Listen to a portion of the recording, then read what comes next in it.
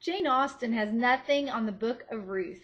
The story is complete with impoverished widows, slim prospects, and even romance. One of the marks of a really great story is that the characters are changed through the conflicts they face. So we'll look at the Book of Ruth chapter by chapter, there are only 4 of them, by examining the way each chapter begins and the way it ends. Because we'll see as the plot moves along that the characters are changed bit by bit until by the end of the story they are transformed. Ruth 1 begins with famine and funerals. Elimelech and his family lived in Bethlehem in Israel, but when famine hit the land, he and his wife Naomi and their 2 sons moved away to Moab, just on the edge of Canaan, where they lived for many years, and Elimelech died there.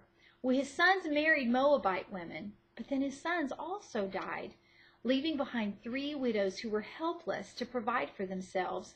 Their only options would have been to become beggars or to sell themselves as slaves. Naomi urges her daughters-in-law to go back to their families in Moab, and one of them does, but Ruth refuses. She says to Naomi, "Where you go, I'll go, and where you stay, I'll stay. Your people will be my people, and your God, my God." Now, Ruth had grown up in Moab worshiping idols, but now she commits herself to the God of Israel.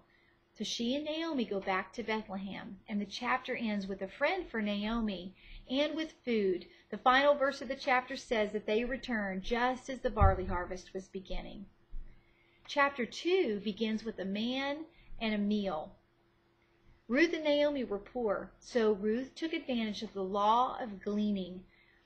In Leviticus chapter 23, verse 22, when God gave the law to Moses for the nation of Israel, he explained that Israelite farmers should never reap their harvest all the way to the edge of their fields, but they should leave a border around the edges so that poor people could come and pick that and have food. It was essentially their welfare system, and it was called the law of gleaning. So Ruth goes out into the fields to get food for she and her mother-in-law, and she ends up in the field of a man named Boaz. Boaz was a close relative of Elimelech's. As we talked about in the story of Tamar, the custom was that a young widow without an heir would marry the next available man in the family to preserve the family's name and inheritance. So Boaz would have met this qualification. Well, toward the end of the day, Boaz recognizes who Ruth is, and with great admiration, he invites her to dinner, basically, and they sit down and eat together, and he tells her that she is welcome in his fields anytime. Ruth goes home at the end of the day and tells Naomi about her day and about where she had been all day, and Naomi is very pleased. Boaz had sent grain, extra grain home with Ruth so that they would have plenty to eat. And after a hard day of work, Ruth's day ends with diligence and devotion, and this chapter closes. Now, chapter 3 opens with prospects for Ruth and for Naomi. It's threshing time. All of the harvest has been gathered in, and it's time to thresh the grain, which means they just threw it up in the air. The wind would blow the husky outer shell away, and they would begin preparing the grain. It was a big time of celebration. Well, so Ruth goes to the threshing floor later that night, and after Boaz has laid down to go to sleep, she lays down by his feet.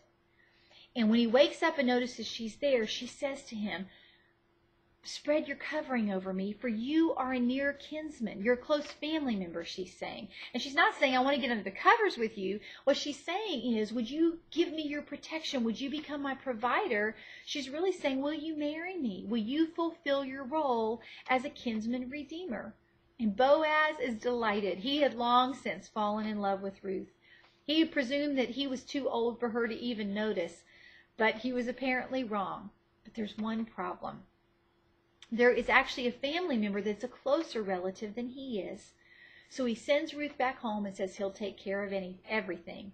And so the chapter closes with this proposal standing. Well, chapter 4 opens with a bargain. The next morning, Boaz goes to the city gates where business was handled, and he meets this other close relative of Elimelech's, and he says to him, "Elimelech has a field that's available to be purchased. Would you like to buy it to preserve it and keep it in the family?" And this other family member says, "Sure."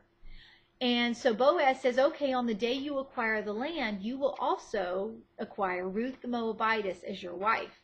And at that, the man kind of backs off and says, "I don't think so," because that would have endangered his own inheritance.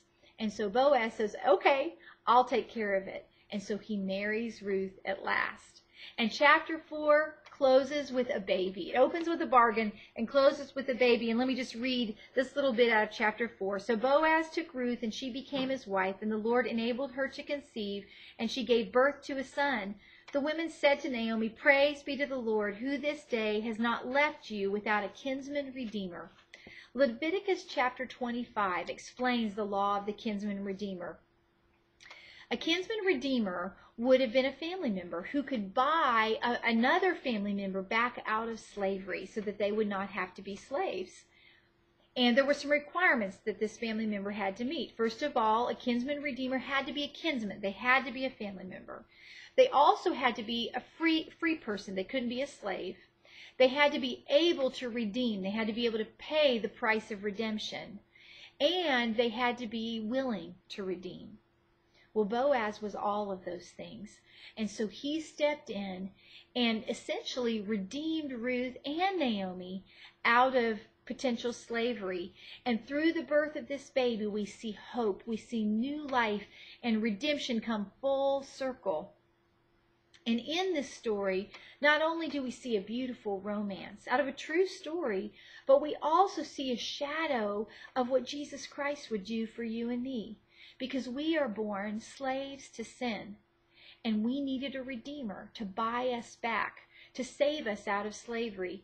And Jesus came to earth to become one of us, to become human like us, so that he could meet that first qualification that's explained in Leviticus chapter 25, that he would become a near kinsman, a family member of ours. He met the second requirement because he was free. He was not a slave to sin, and he could pay the price of redemption. And he was willing. Scripture says that he laid his life down willingly for us. And Ephesians chapter 2, beginning in verse 11, says that we who were once far away, we were outsiders like Ruth. We have been brought near through the blood of Christ. And Ruth, I want to read to you just a little bit more. Ruth was brought right into the family of Christ himself. The lineage that closes the book of Ruth says that Perez was the father of Hezron, Hezron the father of Ram, and we could flip right over to Matthew chapter 1 where we read the very same thing. Ram the father of Amminadab the father of Nahshon, Nahshon the father of Salmon, Salmon the father of Boaz, whose mother was Rahab, Boaz the father of Obed, whose mother was Ruth, Obed the father of Jesse, and Jesse the father of King David. So Ruth eventually became the great-grandmother of King David and then an ancestor of Christ himself, who is our kinsman redeemer, who came to pay the price of redemption for you and me by dying on the cross so that we would no longer have to be slaves to sin. I'm so glad you've joined me this week. I hope you will read the story of Ruth yourself and that you'll download this week's study notes and dig deeper into this beautiful story of romance and redemption that is a shadow, a picture of what Christ has done for you and for me. Thanks for joining me this week.